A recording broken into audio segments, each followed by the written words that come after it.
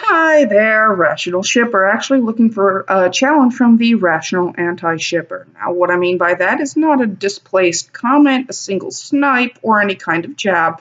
I'm looking for a full discussion and mental party going on here that can discuss more than out of context gifts, scenes, or possible differences of interpretation of various events. I'm today going to be dropping 10 questions based off of statements on a production level.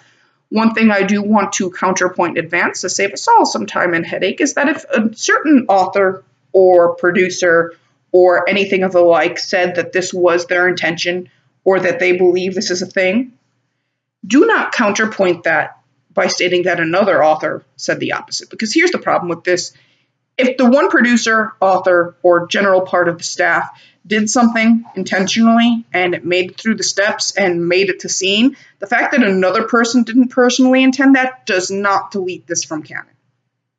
It's that simple. They did what they wanted, they did it on purpose, it made it to screen, ergo it is canon, and someone else saying, well, that's not what I meant to do with it, does not remove that from existence.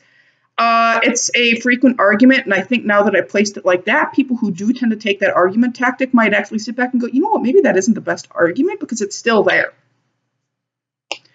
Now, that said, I do invite other methods of debate and discussion. I'm going to lay out a few aspects from production here today. And if anyone can complete these without severe mental gymnastics or just defaulting to partial answers, I would actually love to hold a discussion or debate in some sort of film metric, because right now our fandom is struggling. And by that I mean season 12's viewership was half of season 11. And it's only really going to continue to drop with Robert Singer in charge unless he gives more room to dab. It's just a fact on how Robert Singer's seasons go as executive producer. It's a topic I have covered repeatedly in passing and will eventually more over time. But the thing is, our viewer base has already exhausted both Destiel, Anti-Destiel, any side of any shipping fence, for the reasons I already discussed in my anti-ship video. Anti-ship finale, I believe it's titled. No, it wasn't my last one.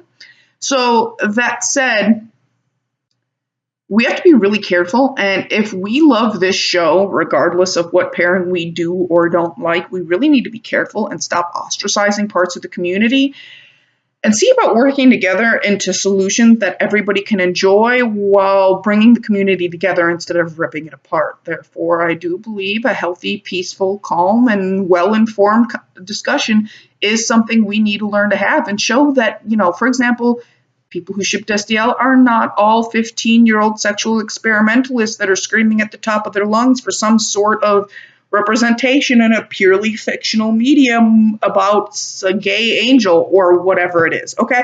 That's not what this is. Let's have people that just have different opinions be able to hold conversations about their differing viewpoints constructively. So I'm going to list 10 questions. I really do hope I get a reply at some point. Here we go. Robbie Thompson, writer and editor, believes it's canon. What is your presentation to disagree with this? Eric Kripke, the series creator, stated how Dean's perfect match would meet him without stating gender. Tell us why you don't believe Castiel fits this description. Jeremy Carver admits to being a fan of the idea and instructed Misha Collins to act Castiel as a jilted lover in season 9. Please explain why that is not a relationship effect. Ben Edlin, the old executive producer and author of the original team that I call the God Squad, as per Carver Edlin, referred to them as a long-distance marriage and spoke of loving and losing. Please provide your reasoning why this is not a relationship standard.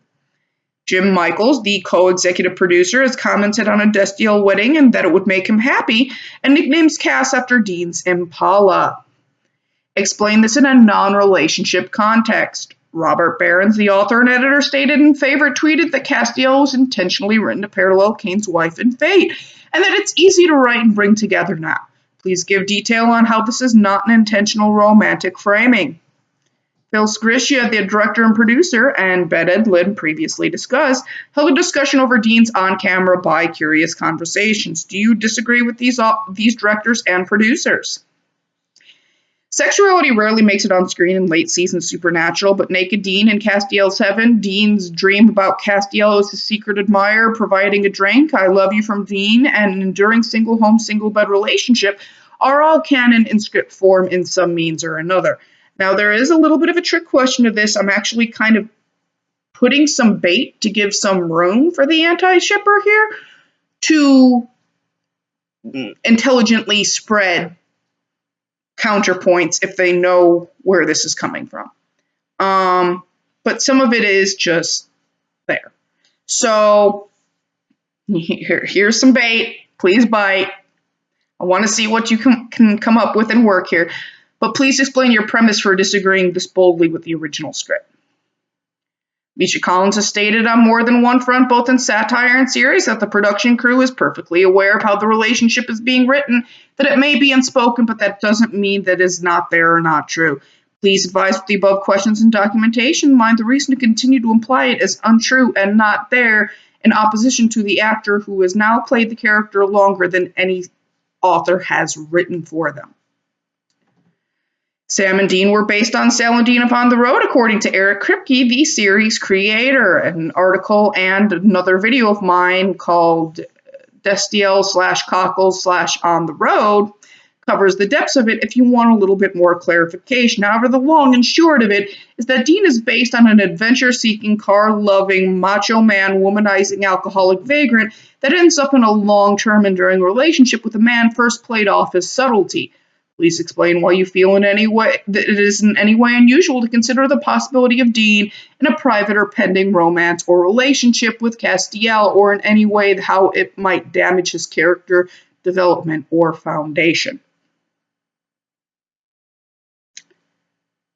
There you have it. I do suggest anyone that recognizes that I kind of have my head screwed on straight to check the other videos. There's still a few coming out. I have a tendency to kind of record my thoughts in bundles and then publish them once I get the chance to pin in my little references.